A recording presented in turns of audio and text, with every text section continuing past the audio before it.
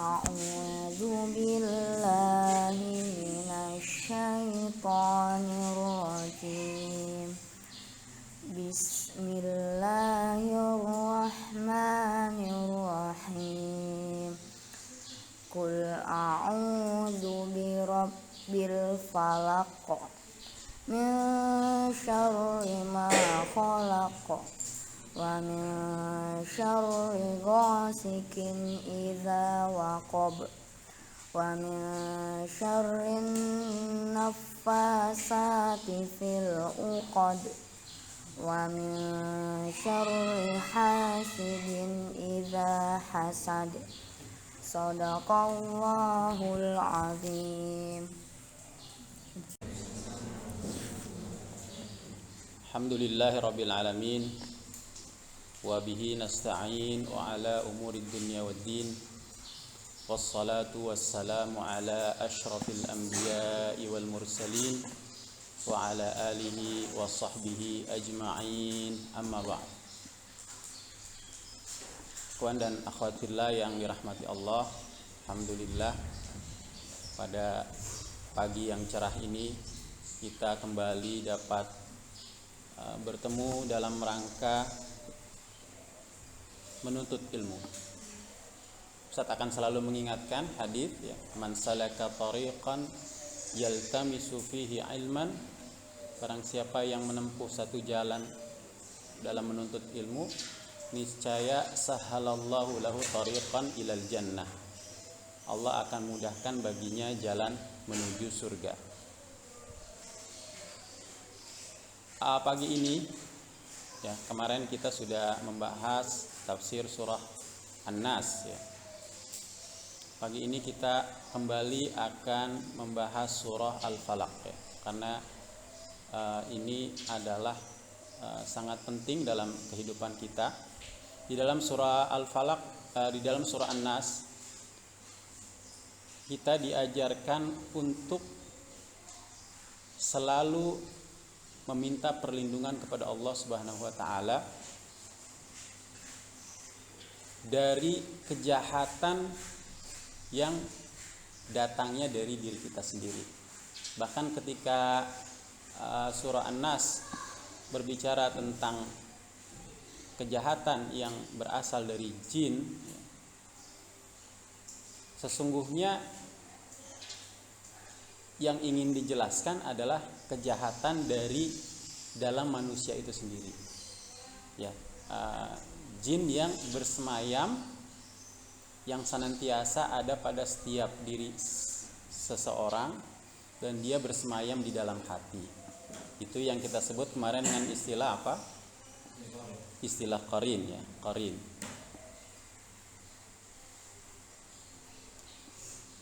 Yang berbeda dari surah Al-Falaq adalah, makanya dia selalu berendeng ya, apa berendeng itu? Selalu berdua, al-mu'awwidzatain. Dua surah yang kita baca untuk meminta perlindungan kepada Allah Subhanahu wa taala. Jadi satu, perlindungan dari kejahatan yang ada dalam diri kita, potensi jahat yang ada di dalam diri manusia. Baik itu potensi jahat yang kita miliki ya. Innan nafsa la'ammaratun bisu. Kemudian potensi jahat akibat dari pengaruh jin yang bersemayam di dalam hati kita, yaitu al-khannas qarin, yang dia yuwaswis fi sudurin nas, yang kerjaannya suka membisik-bisikan. Jadi penekanannya adalah bahwa di dalam surah An-Nas gangguan itu berasal dari dalam diri kita. Ya. Adapun di dalam surah Al-Falaq, ya, di dalam surah Al-Falaq kita akan melihat, tadi sudah dibacakan oleh adik kita, ya, Fadil ya. A'udzu billahi minasyaitonir rajim. Qul a'udzu birabbil falaq. Katakanlah aku berlindung kepada Rabbnya Al-Falaq. Apa itu al-falaq? Nanti kita jelaskan tafsirnya. Kemudian min syarri ma khalaq, dari kejahatan yang telah Allah ciptakan. Apa itu kejahatan yang telah Allah ciptakan? Ma khalaq, apa tafsirnya? Ya, jadi bisa dicatat mufradat penting yang pertama di dalam surah Al-Falaq adalah pertama tafsir apa makna Al-Falaq. Silakan nanti kalian setelah mendapat penjelasan silakan dicatat. Kemudian yang kedua mufradat yang penting atau keywords yang penting di dalam surah Al-Falaq adalah syarri ma khalaq, ya. Kejahatan yang Allah telah dari yang Allah telah ciptakan. Apa itu? Min syarri ma khalaq. Kemudian mufradat yang ketiga adalah min syarri ghasiqin, dari kejahatan ghasiq. Ghasiq itu apa tafsirnya? Iza waqab, apabila ya waqab. Apa itu waqab? Itu akan kita jawab di dalam pelajaran kali ini. Kemudian wa min syarrin naffatsat fil 'uqad, ya. Apa itu naffatsat, ya. Kemudian apa itu 'uqad? Kemudian yang terakhir, ya, mufradat penting adalah wa min syarri hasidin idza hasad. Apa itu makna dari hasad? Ya, paling tidak ada 5 mufradat yang insya Allah kita akan coba pelajari melalui kitab Mukhtasar Ibnu Katsir pada hari ini. Pada intinya adalah ya, yang ingin yang bisa kita pahami dari bentuk perlindungan yang ada di dalam surah Al-Falaq, yang perlu kita cari adalah potensi-potensi dari bahaya-bahaya yang muncul dari pertama adalah makhluk, ya, dari seluruh makhluk. Nanti tafsirnya adalah seperti itu. Makhluk adalah seluruh makhluk. Artinya selain Allah Subhanahu wa taala itu punya potensi bahaya yang kita perlu untuk mencari perlindungan. Kemudian yang kedua adalah ya, potensi kejahatan itu selain dari makhluk yang Allah ciptakan adalah secara lebih khusus lagi adalah dari ghasik. Ghasik nanti ada berbagai pandangan. Tapi yang paling kuat adalah bermakna malam, ya. Ghasik adalah malam. Jadi malam itu punya potensi jahat. Sampai sejauh mana ya itu nanti kembali kepada pembelajaran kita dan pemahaman kita lebih jauh. Kemudian yang ketiga nafasat. Ya. Nafasat adalah apa? Ya, yang suka niup-niup dan ini jenisnya adalah feminin.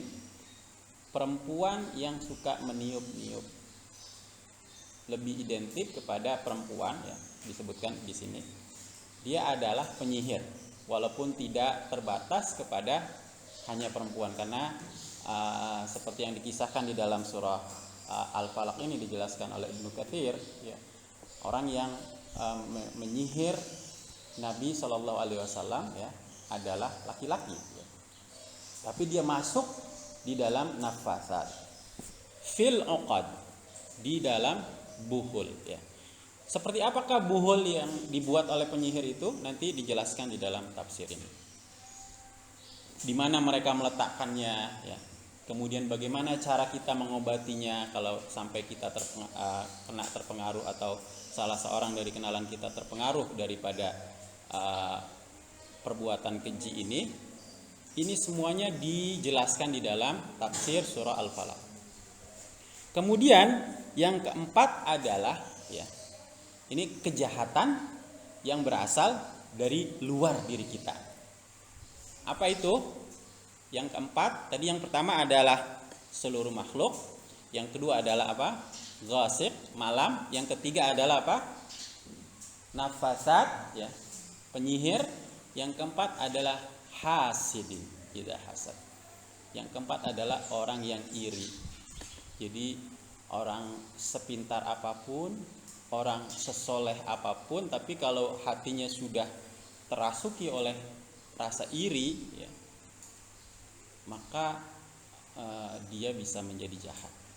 Dia bisa menjadi jahat dan bisa membahayakan diri kita. Oleh karena itulah ya, kalau kita sholat di masjid-masjid ya, tradisi yang bagus dilakukan kaum muslimin adalah membaca diantaranya al-mu'awwidzatain di setiap akhir sholat itu ya, bersama satu paket dengan surah al-ikhlas ya. Itu termasuk dalam bentuk-bentuk perlindungan ya. Permintaan kita bahwa kita merasa diri kita lemah, diri kita selalu berada dalam ancaman dan bahaya, dan oleh karena itu kita meminta perlindungan dengan apa? Dengan membaca surah-surah itu setelah setiap waktu sholat, di akhir setelah kita selesai sholat. Kemudian ada titik lain lagi, ada momen, ada event di mana manusia itu sangat rentan untuk mendapatkan serangan, ya. Yaitu pada saat manusia itu tertidur, terlelap ya. Seberapa kuat orang ya, seberapa kuat dia, seberapa banyak ilmu yang dimiliki, pada saat dia tidur ruhnya terlepas dari raganya. Maka pada saat itu dia sangat rentan untuk mendapatkan serangan ya. Serangan dari tadi kejahatan-kejahatan yang sudah dijelaskan dalam surah Al-Falaq. 4 kejahatan itu. Maka ya, di antara sunnah yang diajarkan oleh Rasul Shallallahu Alaihi Wasallam menjelang tidur adalah setelah berwudu ya, kemudian naik ke atas tempat tidurnya. Ada yang tahu? Sudah kita jelaskan dengan membaca ya surah-surah tadi ya, surah Al-Mu'awwidzatain khususnya, kemudian meniupkan kedua telapak tangannya, lalu mengusapkannya ke sekujur tubuh ya. Jadi ini adalah hal-hal yang barangkali kebanyakan dari kita lalai, tapi kita harus senantiasa mengingatkan diri kita masing-masing kepada temannya ya, menjelang tidur harus selalu kita baca, karena sesungguhnya kita tidak tahu apa yang terjadi pada diri kita saat kita tidur. Kemudian paket tambahannya adalah ayat kursi, karena orang yang tidur setelah membaca ayat kursi dijamin ya, Allah akan mengirimkan satu makhluk ya, yang akan menjaganya sampai dia terbangun ya. Baik, itu dia kira-kira. Kita akan masuk kepada lebih detail tentang yang pertama adalah tafsir kata al-falaq ya. Tafsir kata al-falaq ada setidaknya 3 pendapat. Yang pertama, makna al-falaq menurut Ibnu Abbas ya, radhiyallahu anhu ya, bahwa maknanya adalah as-subhu ya, as-subhu. Apa itu as-subhu? Ini sesuai ya dengan yang termaktub di dalam surah Al-An'am ayat 96. Faliqul isbah ya. Faliqul isbah artinya dia, Allah Subhanahu wa taala, yang menyingsingkan subuh atau pagi. Allah yang menyingsingkan pagi. Setelah gelap, maka Allah yang menyingsingkan pagi. Maka kata al-falaq ya menurut Ibnu Abbas adalah faliqul isbah atau as-subuh, subuh. Kemudian masih menurut Ibnu Abbas ya, bahwa kata al-falaq juga bisa bermakna al-khalaq ya, makhluk. Makhluk itu berarti segala sesuatu selain Allah Subhanahu wa taala ya. Segala sesuatu selain Allah Subhanahu wa taala kita perlu meminta perlindungan ya. Kepada siapa? Tentu kepada Zat yang Maha Kuasa, yang Maha Kuat. Dan ini di dalam hadis ya, disebutkan bahwa amarallahu nabiyahu, Allah memerintahkan para nabi an yata'awwada minal khalqi kulli, untuk meminta perlindungan dari seluruh makhluk. Ya. Tentu kalau ini diajarkan kepada nabi, ini juga berlaku kepada kita. Kita perlu meminta perlindungan kepada Allah Subhanahu wa taala dari kejahatan seluruh makhluk. Ya. Artinya seluruh makhluk berdasarkan ayat ini punya potensi untuk membahayakan diri kita. Ya, saya mau mengingatkan ya bahwa kadang-kadang orang itu merasa sangat baik ya, merasa tidak punya musuh. Ada nggak di sini orang yang merasa tidak punya musuh lah? Nggak usah merasa baik. Ada nggak? Ada yang merasa nggak punya musuh? Ada nggak? Semuanya merasa punya musuh atau? Adin merasa punya musuh nggak? Atau semua temennya baik? Ini siapa?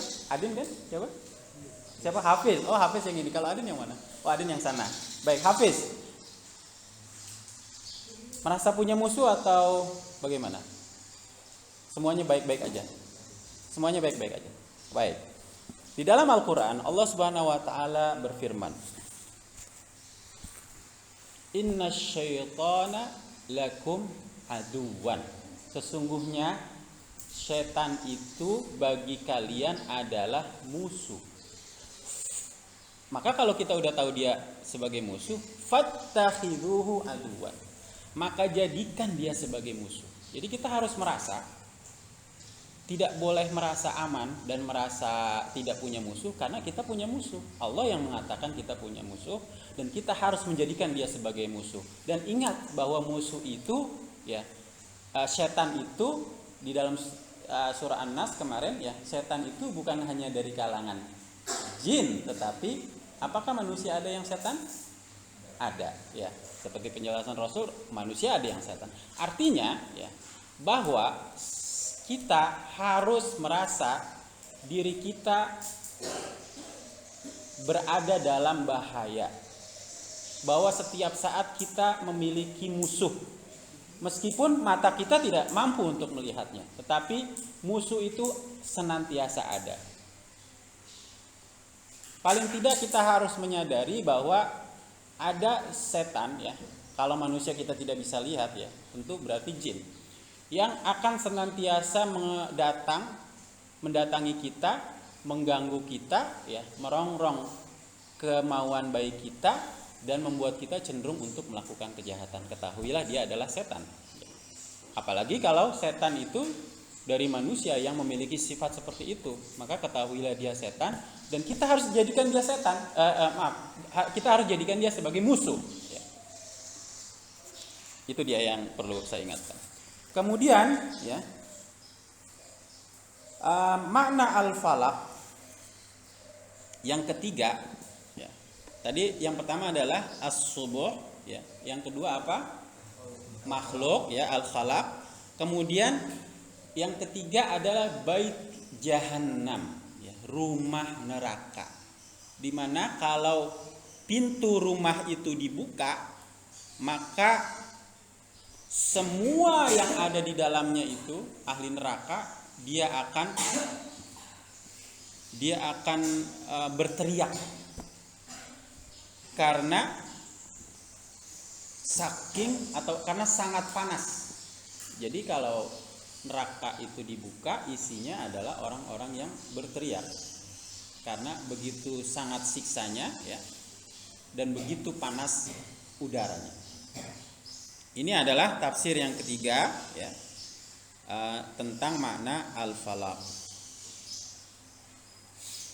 Tetapi ya, mana yang as-shawab, mana yang lebih kuat ya, mana yang lebih kuat menurut Ibnu Katsir adalah annahu falaqus subuh. bahwa dia adalah falak yang ada pada subuh. Dan ini kenapa dia lebih kuat? Ini juga yang pilihan dari 3 makna itu, tetapi yang lebih kuat adalah makna falakus subuh. Ini juga dipilih oleh Imam Bukhari. Jadi dia sangat kuat dari segi makna, yang berarti qul a'udzu birabbil falaq, ya. Katakanlah aku berlindung kepada Rabbnya al-falaq, yaitu falakus subuh, ya. Falak yang ada pada waktu subuh. Kemudian min syarri ma khalaq, ya, dari kejahatan yang telah Allah ciptakan. Apa maknanya? Kejahatan yang Allah ciptakan. Syarri jami'il makhluqat. Maknanya adalah ini adalah kejahatan seluruh makhluk, ya. Seluruh makhluk yang Allah ciptakan itu punya potensi melakukan bahaya atau kejahatan terhadap diri kita. Oleh karena itu kita perlu meminta perlindungan kepada Allah Subhanahu wa taala. Kemudian menurut Hasan Al-Basri, ya, dia maknanya adalah, kalau tadi yang pertama adalah syarri jami'il makhluqat, ya. Makna yang kedua adalah jahannam wa iblis wa dzurriyyat. Dia adalah kejahatan neraka jahanam, kejahatan iblis dan anak keturunannya, ya. Ketahuilah bahwa kalau disebut iblis, ya, berarti dia adalah makhluk yang Allah Subhanahu wa taala berikan dia umur panjang, tidak mati sampai dengan hari kiamat seperti yang diminta, dan dia memang sudah bertekad, berjanji untuk mengganggu orang-orang yang beriman, ya. Orang-orang yang tidak ikhlas, ya, dalam beribadah, ini akan sangat mudah untuk diganggu oleh iblis dan anak keturunannya. Ya, ini nanti memang ada berbagai jenis, ya, ada berbagai jenis jin, ya, dan iblis itu termasuk dari kalangannya. Karena nanti ada istilah marid, ya, itu juga istilah lain, nama lain dari jenis jin. Nanti Rasul mengklasifikasi jin itu ada beberapa bentuk, ada beberapa jenis, ya. Ada yang bisa terbang misalnya. Kemudian ada yang jenis melata, ya, seperti ular, ya, anjing hitam dan lain sebagainya. Dan ada yang suka berpindah-pindah, ya. Ya, itu paling tidak yang diberitakan tentang jin. Dan kita ketika bicara nanti jin itu ada istilah ifrit, ya, ada istilah marid, kemudian ada istilah iblis. Jadi tafsir yang kedua dari makna syarri ma khalaq, yang menurut siapa? Hasan Al-Basri, bermakna neraka jahanam dan iblis dan anak keturunannya. Kemudian wa min syarri ghasiqin. Apa makna ghasiq, ya? Makna ghasiq ada banyak, ada 5 makna. Yang pertama, ya, menurut Mujahid, makna ghasiq adalah al-lail, malam. Iza waqab, apabila, apa itu waqab? Waqab maknanya ghurubus syams, tenggelam. Jadi malam apabila ghurubus, matahari tenggelam. Kapan matahari tenggelam? Berarti menjelang maghrib, ya. Ini menurut Mujahid. Ini dikuatkan juga oleh Az-Zuhri, yakni asy-syamsu iza gharubat, sama. Jadi pada saat malam itu matahari mau tenggelam, ya, dia memiliki potensi bahaya yang kita perlu minta perlindungan kepada Allah. Ini pendapat yang pertama. Jadi waktunya spesifik pada saat-saat maghrib itu. Makanya di kalangan kaum muslimin kita punya budaya, ya, anak-anak itu biasanya menjelang matahari terbenam itu disuruh masuk ke ke kamar ya, anak-anak kecil ya. Mungkin diantaranya adalah karena keyakinan pada saat-saat itu adalah saat dimana banyak bahaya-bahaya baik dari kalangan jin dan manusia yang bisa membahayai manusia. Kemudian yang kedua, makna ghasiq ya, adalah masih al-lail juga, malam. Kalau tadi malam pada saat dia terbenam matahari ya. Itu nanti dikuatkan juga oleh hadis bahwa pada saat menjelang momen-momen matahari terbit dan terbenam, di sana akan muncul tanduk-tanduk setan ya. Makanya dia termasuk waktu-waktu yang dilarang untuk sholat ya. Itu masih yang pertama. Al-lailu idza aqbala bi dhalamihi, yaitu malam pada saat remang-remang gelapnya itu datang. Itu kapan kira-kira? Mulai datang remang gelapnya malam ya, sama ya, menjelang maghrib atau antara maghrib sama isya, sekitar itu ya. Ini menurut Al-Hasan dan Qatadah. Kemudian ghasiq yang ketiga masih juga malam, tapi al-lailu idza dhahab, malam apabila dia telah pergi. Kapan tuh malam apabila telah pergi? Pagi, berarti menjelang pagi kan, malam gelap, menjelang pergi, menjelang terbit matahari, al-falaq ya, berarti ini yang ketiga. Itu menurut Atiyah dan Qatadah. Kemudian makna ghasiq yang keempat adalah al-kaukab. Apa al-kaukab? Bintang gemintang. Ini menurut tafsir ini ditafsirkan oleh Abu Hurairah ya, radhiyallahu anhu. Jadi sudah 4 ya tafsir ghasiq. Kemudian yang kelima ya, makna ghasiq menurut Ibnu Jarir dan juga yang lain adalah al-qamar ya. Adalah apa? Rembulan. Al-qamar, rembulan. Ini sesuai dengan hadis Aisyah. Saya bacakan dari kitabnya ya. Saya bacakan dari kitabnya. Qalat Aisyah radhiyallahu anha.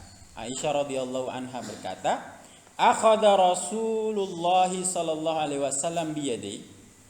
Rasul pada satu hari ya, satu malam mengambil kedua tangan saya, ambil tangannya Aisyah. Fa aranil qamar hina tala. Lalu beliau memperlihatkan rembulan saat dia sedang saat dia muncul rembulan itu. Wa qala, dan Rasul bersabda kepada Aisyah, ta'awwadhi billah, mintalah perlindungan kepada Allah Subhanahu wa taala, min syarri hadzal ghasiq, dari kejahatan ghasiq ini. Ghasiq ini berarti ghasiq di situ maknanya adalah rembulan berdasarkan hadis ini. Idza waqab ya. Tetapi ya, Ibnu Katsir menjelaskan bahwa ini tidak menafikan, karena Ibnu Katsir lebih cenderung kepada pendapat makna ghasiq adalah al-lail, malam ya. Karena tadi ada tiga yang menafsirkan ghasiq ini sebagai maknanya malam. Kenapa? Karena rembulan itu atau bahkan bintang gemintang merupakan ciri-ciri daripada malam. Bulan dan bintang tidak muncul atau kita tidak bisa melihatnya kecuali kalau ada malam ya. Jadi ini semakin menguatkan ya, pendapat bahwa mana ghasiq adalah artinya malam. Jadi kita harus menyadari di dalam malam itu ada potensi kejahatan yang kita perlu minta perlindungan kepada Allah. Bukan berarti kita harus takut kepada malam ya. Karena nanti juga kita harus tahu bagaimana cara kita meminta perlindungan dari malam itu kepada Allah Subhanahu wa taala yang seperti yang diajarkan. Baik. Kemudian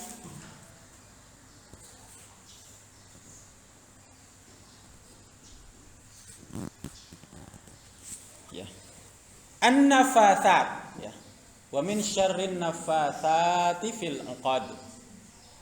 Tadi an-nafatsat apa artinya? An-nafatsat yang suka meniup-niup wanita itu bukan nafasun tapi nafatsatun ya. Adalah wanita-wanita yang suka meniup-niup. Ya, makanya di dalam tafsirnya Mujahid dan Ikrimah ya mengatakan bahwa nafasat adalah sawahir ya, para penyihir. Jadi ayat Al-Qur'an ini menjadi penegasan kepada kita bahwa penyihir itu ada dan mereka bisa saja kita bertemu penyihir ya, mungkin berbicara atau dia mungkin ngewarung ya, kita lagi beli gitu, ternyata dia penyihir, bisa aja gitu. Tetapi kapankah dia memiliki potensi untuk melakukan bahaya? Nafasati fil uqad ya. Jadi para wanita-wanita penyihir izaraqina apabila dia melakukan jampi-jampi. Wa nafasna dan meniup-niup fil uqad di dalam buhul ya, di dalam buhul. Apa itu buhul nanti dijelaskan di hadis Rasul.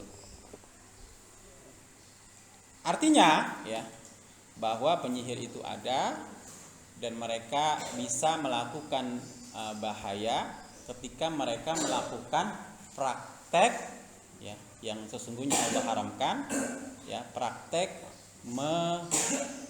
membaca-baca jampi dan meniupkannya di buhul ya.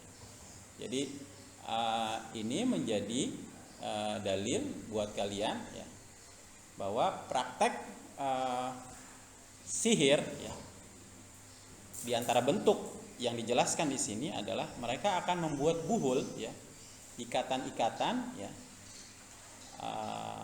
yang di dalam ikatan itu mereka akan tiupkan mantra-mantranya ya.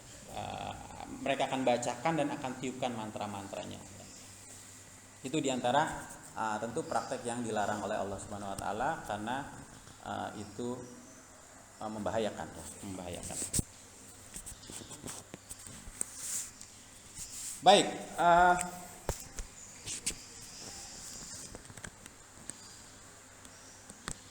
saya akan bacakan ya hadis rawahul Bukhari.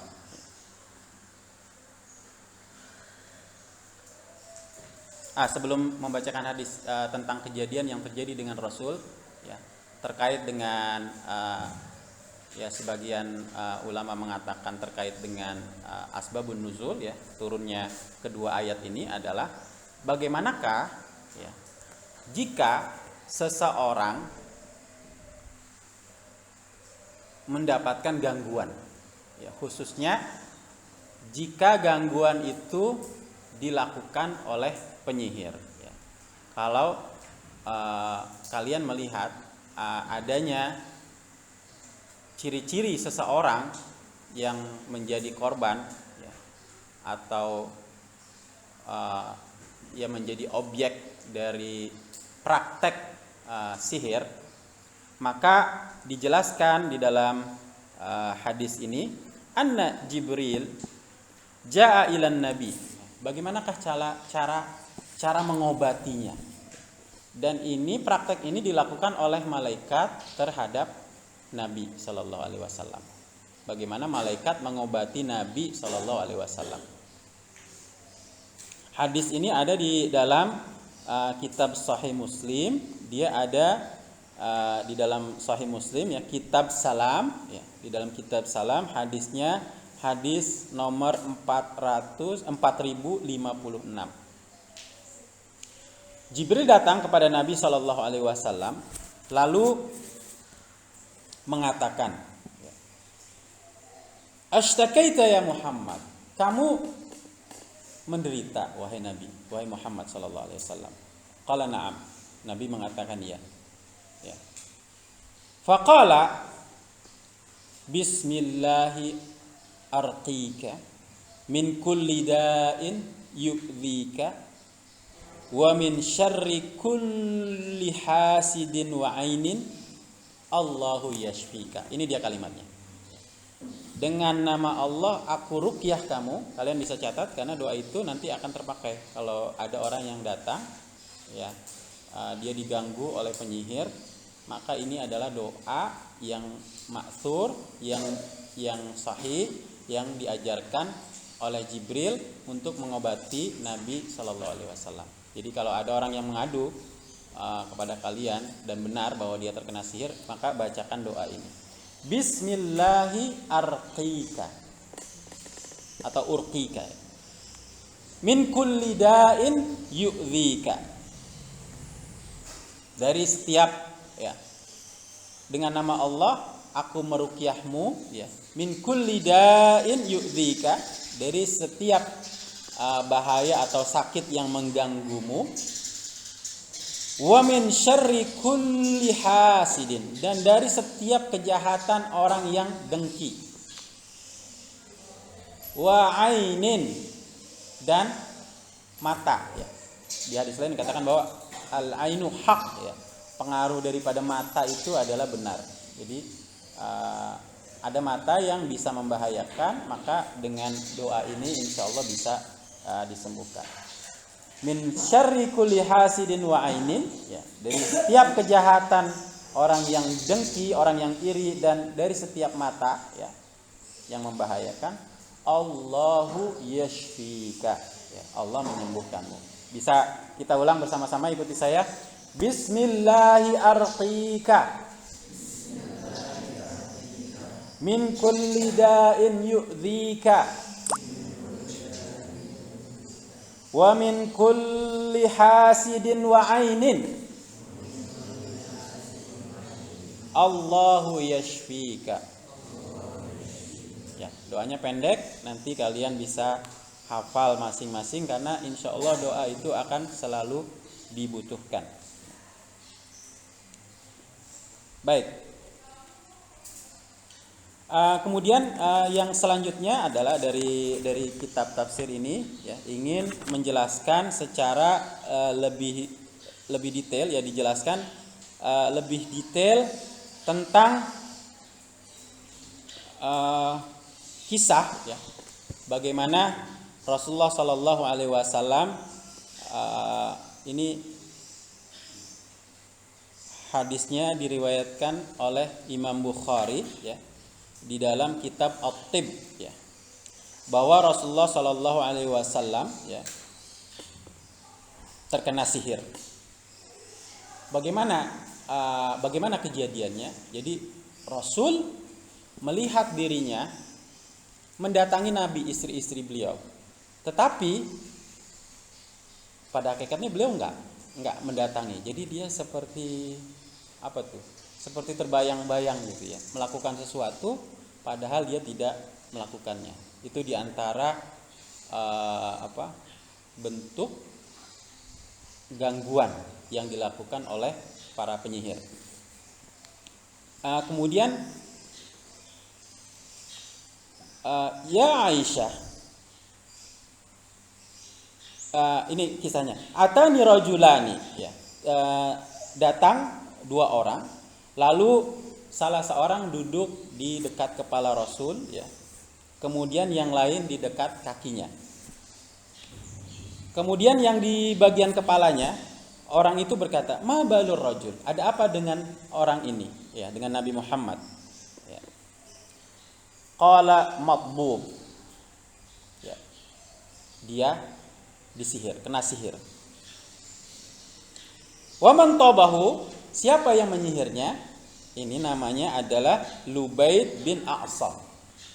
Ya, jadi orang yang menyihir Nabi bernama Lubaid bin A'sam. Dia adalah orang dari Bani Zuraik yang merupakan sekutu daripada orang Yahudi, dan dia adalah orang munafik yang mengaku-ngaku sebagai Muslim, tapi ya bukan Islam dia sebenarnya. Wa fima bagaimana? Apa yang dia lakukan? Bentuknya seperti apa? Fi mushtin wa musyatah, ya. Dalam sisir, ya, dan juga gigi-gigi sisirnya, ya. Aina, ya, di mana diletakkannya? Fi juffi tal'a dzakarin, ya. Tahta ru'awah, dia diletakkan di dalam mayang kurma jantan yang ada di bawah batu, fi bi'ri dirwan, yang diletakkan di sumur Dirwan. Nanti lebih jelas diidentifikasi lagi, sumur itu airnya berwarna kemerah-merahan seperti warna merah pacar, ya. Dan seolah-olah pangkal mayang kurma seperti kepala-kepala setan. Jadi memang gambarannya gambarannya tidak menyenangkan, ya. Kondisi tempat atau lokasi di mana diletakkan sihir itu, yaitu di suatu sumur.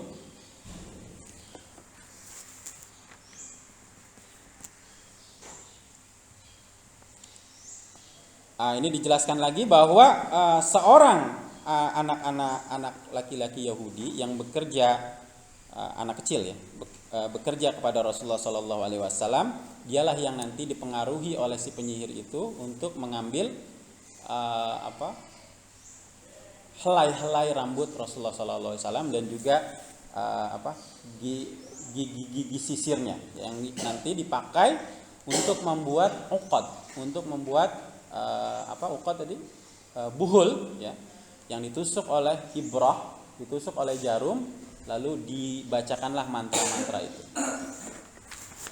Nah, nanti di akhir kisah ini saya akan langsung melompat kepada akhir kisahnya adalah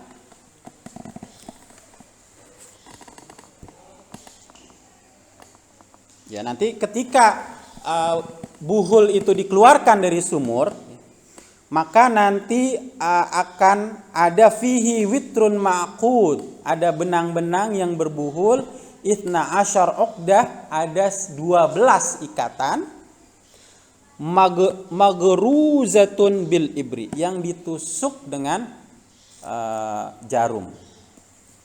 Maka Allah Subhanahu wa taala menurunkan dua surah ini, dua surah An-Nas dan surah Al-Falaq. Maka setiap kali ayat-ayat daripada surah An-Nas dan surah Al-Falaq ini dibaca, wajada Rasulullah sallallahu alaihi wasallam hifatan hina in halatil uqdatil akhirah. Rasulullah mendapati dirinya itu merasa ringan ketika seluruh buhul-buhul yang diikat itu terbuka dengan bacaan-bacaan yang dibacakan dari kedua surah itu. Semakin terbuka dan Rasul merasa beliau menjadi ringan pada saat buhul yang terakhir itu terbuka. Ya, faqama ka'annama nastun min uqal. Ya. Maka beliau berdiri seolah terlepas dari satu ikatan. Jadi yang dirasakan oleh korban yang menjadi menjadi korban dari aksi sihir atau tindakan sihir, ya, menurut keterangan ini adalah bahwa dia seperti diikat, ya. Seperti diikat dan merasa melakukan satu perbuatan yang sementara perbuatan itu tidak dilakukannya. Maka Jibril mengatakan doa yang tadi, Bismillahi urqika min kulli syai'in yu'dhika min hasidin wa ainin Allahu yashfika. Allah yang menyembuhkannya. Baik, itu dia pelajaran yang kita dapatkan pada hari ini. Ibnu Katsir tidak menjelaskan secara detail tentang min syarri hasidin idza hasad, ya. Dari kejahatan orang yang dengki apabila dia dengki atau iri. Tetapi Rasul, kita mengingat, ya, hadis yang cukup masyhur Iyyakum wal hasad, ya. Jauhilah oleh kalian sifat iri atau dengki, fa innahu yakulul hasanat, karena sifat iri dan dengki itu memakan kebaikan.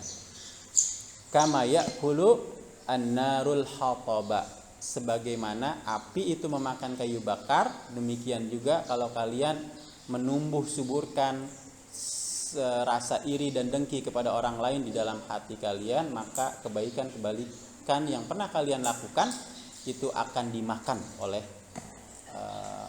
oleh sifat iri dan dengki itu, ya. Oleh karena itu, dan dia berpotensi untuk menimbulkan bahaya, ya, dari luar diri kita.